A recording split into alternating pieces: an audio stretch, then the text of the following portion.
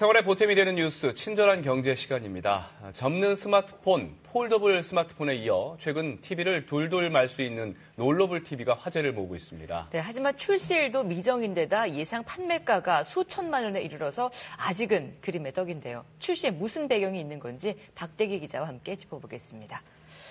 박 기자, 둘둘 많은 TV 살 수 있을까 했더니 지금은 아니네요. 네, 그렇습니다. 업체가 지금 예상하고 있는 가격이 충격적입니다. 최소 5천만 원, 5천만 원. 혹은 이제 7, 8천만 원까지 갈 수 있다, 이런 예상이 나오고 있습니다. 먼저 발표회를 잠깐 보시죠. 미국 가전박람회 CES에서 화제를 모았던 롤러블 TV에 대해 제조업체는 최근 국내 발표회를 열었습니다. 평상시에는 화면이 아래로 내려가 말려 있습니다. TV를 볼 때만 위로 올라와 펼쳐집니다. 이런 식으로 10만 번을 말았다 펼치는 내구성 시험도 마쳤습니다. 문제는 살 사람이 있느냐입니다. 65인치를 기준으로 판매가가 5천만 원 또는 그 이상으로 예상됩니다. 출시 일정도 올해 하반기로 돼 있어 당장은 돈이 있어도 살 수도 없습니다. 또 벽에 바로 갈 수 있는 TV와 경쟁 우위가 있는지도 판매에 걸림돌이 될 것으로 보입니다. 네. 듣고 보니 아직은 좀 시기상조라는 느낌이 드는데 왜 출시를 한 걸까요? 네, 좀 사정이 있습니다. 이제 국내 업체들이 세계 시장에 내놓을 새로운 신제품이 필요한 시점입니다. LCD TV는 우리나라의 주력 수출품으로 우리나라에서는 오랜 기간 세계 점유율 1위를 차지해 왔습니다. 하지만 바로 지난해 중국에 추월당했습니다. LCD 패널 자체는 이미 2년 전에 중국에 추월당한 상태입니다.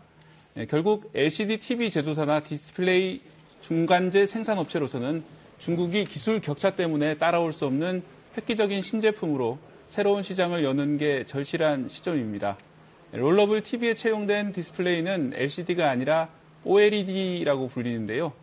아직은 OLED 기술에서는 국내 업체가 중국 업체들에 비해 기술 경쟁력이 있기 때문에 OLED에 기반한 새 제품을 개발한 겁니다. 또 롤러블 기술은 태블릿 PC나 스마트폰으로 장래 확장될 가능성이 있습니다. 물론 대형 화면을 잘 만든다고 소형도 잘 만드는 건 아니지만 소형 모바일 기기에 기술이 접목될 경우에 지금보다 살만한 가격에 쓸모도 더 있을 것으로 보입니다. 결국 언제 시장이 열릴지는 기약할 수 없지만 일단 도전해보는 것으로 보입니다. 네, 근데 또 다른 국내 제조사는 이렇게 접는 스마트폰을 밀고 있던데 이건 어떤가요? 네, 폴더블 스마트폰이 나왔죠. 그런데 그것도 가격이 문제입니다. 지금 현재 판매 가격은 한 대에 220만 원에 이릅니다. 최신 스마트폰 가격의 2배나 되는 셈인데요. 그리고 접히는 부위가 얼마나 오래 써도 안정성이 있을까 우려가 아직 해소되지 않은 상황입니다.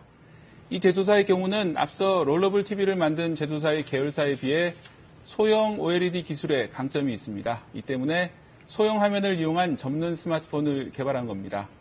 네, 이번 달 10일까지 국내 업체들의 수출액은 지난달에 비해 19% 감소했습니다. 이대로라면 당분간 수출 감소를 피하기 어려운데 그렇기 때문에 이 같은 신제품 개발에 모두 주목하고 있습니다. 하지만 시장의 예측은 마찬가지로 냉혹합니다. 시장 조사 업체가 예측한 것은 올해 전 세계 스마트폰 시장의 0.1% 수준이 팔릴 것이다 이고요. 순조롭게 양산에 성공해도 2년 뒤에야 1% 점유율을 넘길 것으로 예상된다는 것입니다. 한 3년쯤 뒤에야 현실적인 가격이 될 것으로 예상됩니다. 네, 가전제품 얘기 나온 김에요. 이 제품 사용하는 소비자들에게 좀 주의를 촉구하는 내용이 나왔다고요. 네, 그렇습니다. 요즘 많이 쓰시는 이제 가전제품 가운데 전기 레인지라고요. 네. 예, 가스레인지하고 좀 비슷한 기능인데 전기로 작동되는 그런 가열 제품이 있습니다. 그런데 뜻밖의 화재 사고가 일어나고 있습니다. 함께 보시죠. 문 밖으로 연기가 자욱한 이곳은 지난주 서울 관악구의 한 원룸입니다. 주방에 있던 전기 레인지에서 불이 난 것인데요. 고양이 사료가 흩어져 있습니다. 다행히 바로 불을 꺼서 피해 규모는 크지 않았습니다. 하지만 자칫 큰 불이 될 수 있었던 상황입니다. 범인은 바로 이 고양이입니다. 인간의 손 외에도 고양이나 개의 발도 손으로 인식하기 때문에 켜지는 것입니다. 이런 화재는 처음이 아닙니다. 지난해 대전에서 난 불의 범인으로 지목된 고양이입니다. 이외에도 적어도 4건 이상의 의심 사례가 있습니다. 이런 문제를 예방하기 위해서 물티슈 뚜껑을 떼서 터치 스위치에 다는 방법이 소비자들 사이에 이용되고 있습니다. 반려동물과 같이 사는 분들, 또 전기레인지 작동법을 잘 모르는 가족이 있는 분들은 조심하셔야겠습니다. 제조사도 대책을 마련해야 할 것으로 보입니다.